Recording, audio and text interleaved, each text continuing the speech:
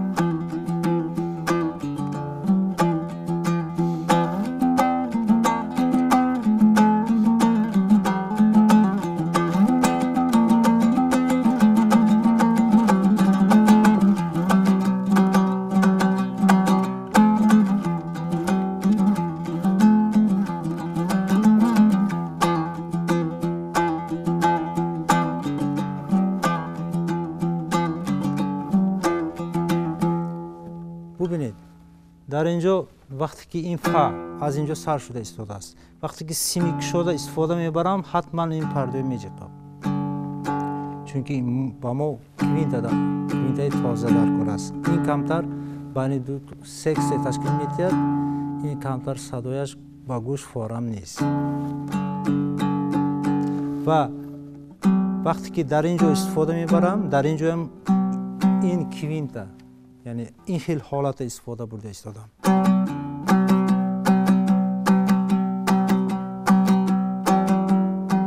ин чунки камтар нофорам аст. яъне зар пардоя бинед.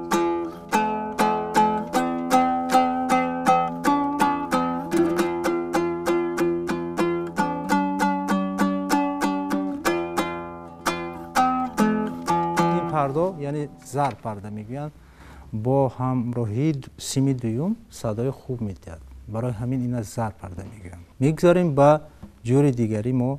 албатта ин ҷӯр хеле кам истифода бурда мешавад. махсус барои баёти дутор имрӯз навохтан ба ин ҷӯр истифода барем мешавад. ё набошад дигар баётҳое ки дар шашмақом ҳаст, махсус барои дар иҷрои алоҳидагии дутор метавонем бо ин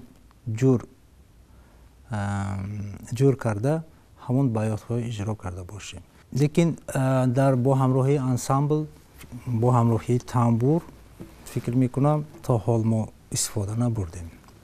яъне дар навозиши алоҳидагии якка метавонем истифода барем.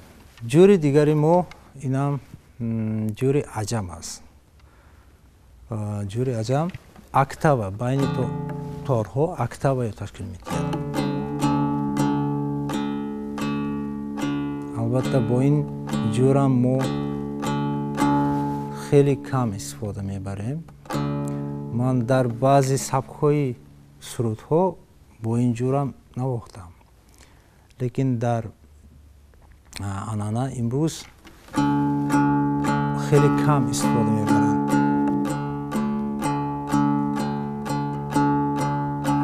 جوری عجم است، برای همین من کمتر برای شما نوروز عجم را کمتر نواخته داده باشم.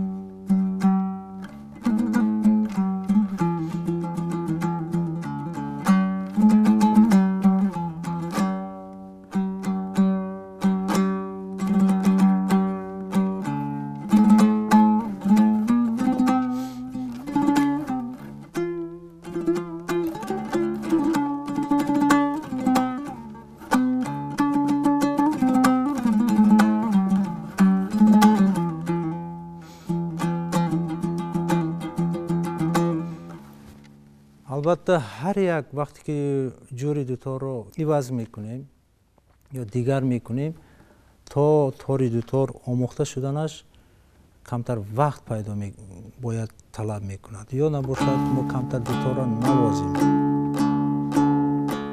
هر وقتی که مثلا جور رو عوض کرده یک آهنگ دیگر نواختن گیریم، در وقت نوازش جوری دوتار گشتنش ممکن است. چونکه این ابریشم است، اگر بلند جور کنیم وقتی که پایان میکنیم این کمتر بالا میشد. اگر پایان جور کرده باشیم بلند کنیم کمتر پایان میشد در وقت اجرا. و نهایت جوری پنجمی ما این جوری مشاقی است. جوری مشاقی مخصوص برای مطرب کسبی، برای مطرب دوتار نواز کسبی که بعد به درجه کسبیت رسیده است، همون وقت میتواند در این جور استفاده برد و یک چیزی مثل ایمپرویزاسیون کرده باشد.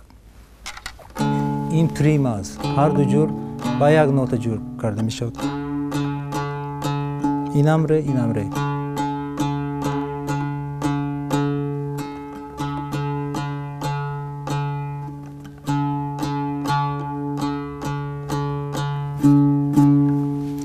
با این جور خیلی استادان زیاد با مثل قاضی جان مدرحیموف و ترغون علیمتوف در این جور آهنگ ها اجرا کردند و حتی ایجاد کردند تا هنوز شاگردان از این آهنگ ها برخمند هستند و اجرا کرده ایستادند.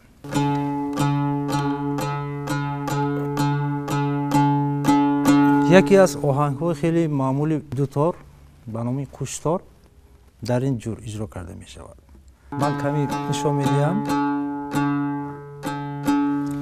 آهنگ قوشتار یعنی آهنگ خلقی از دو قسمت عبارت است. یعنی قسم اول فقط با دست چپ اجرا کرده می شود به اشتراک دست راست و قسمت دوم با دست راست علاوه می شود.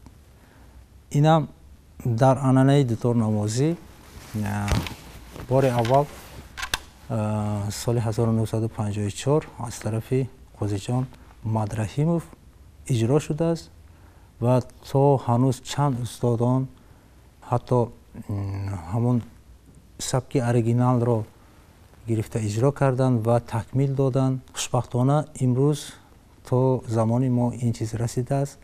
حاضر همه دوتار نوازان از این چیز با خبر شدند. البته بسیار شاگردان هم از این چیز با خبر هستند. خودی در مکتب موسیقی حتی این آهنگ رو اجرا میکنند. کمی پارچه از این چیز، از این آهنگ به شما نواخته میدیم. یعنی اجرا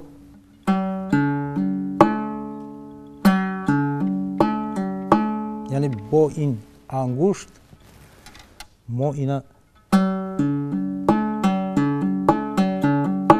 از این حرکت استفاده میکنیم و مینوازیم.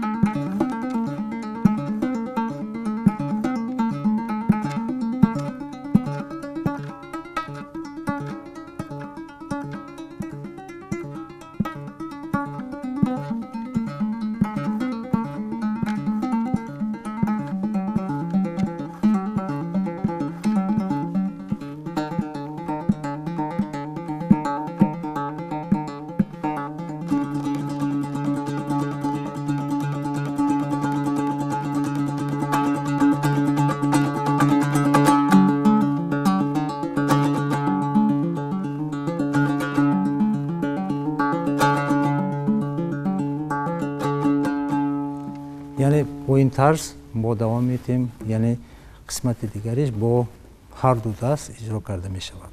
ناگفته نماند که در بین این 5 جورهای دوتار دو تای آنها خیلی معمول است، خیلی مشهور است و بسیارتر استفاده برده می شود. این همون کوارتا و کوینتا.